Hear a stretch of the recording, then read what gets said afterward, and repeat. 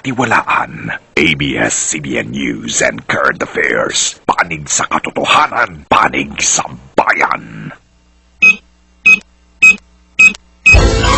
Sa ulo ng nagbabagong balita, biyahe ng Fermina Express Bus suspendido ng isang buwan. Kasunod na malagim na aksidente sa Mabalacat, Pampanga, kung saan 5 patay. Gangdang Pinoy na nagsiuwian para sa undas, balik Metro Manila na. Daloy ng trapiko nagsikip. Isang nurse patay matapos masunog ang inuupahang kwarto sa Pasig City dahil umano sa naiwang nakasinding kandila. Iba't ibang video kaugnay sa pagpapakita raw ng multo, patok na patok sa internet ngayong araw ng mga patay. Grupo ng mga young filmmakers nakaranas ng umanay pagmumulto sa isang abandonadong apartment. At mga kandidata ng Miss Earth, rumampa para sa Best in Bikini Competition.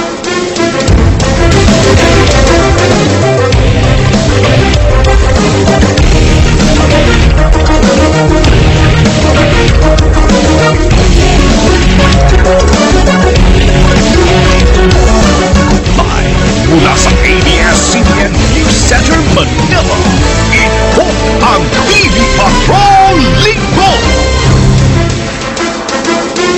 Magandang gabi, Pilipinas. Ako po si Alex Santos. At ako naman po si Bernadette Zambrano. Narito na ang detalye ng mga balita. Suspendido na simula bukas ang prangkisa ng Fermina Bus Express kasunod na malagim na aksidenteng kinasangkutan ng isa sa kanilang bus sa kabaan ng NLEX sa Mabalacat, Pampanga kahapon. Tatanggal na 1 buwan ang suspension habang patong-patong na kaso rin ang haharapin ng driver. Papatrol Ron Gagala.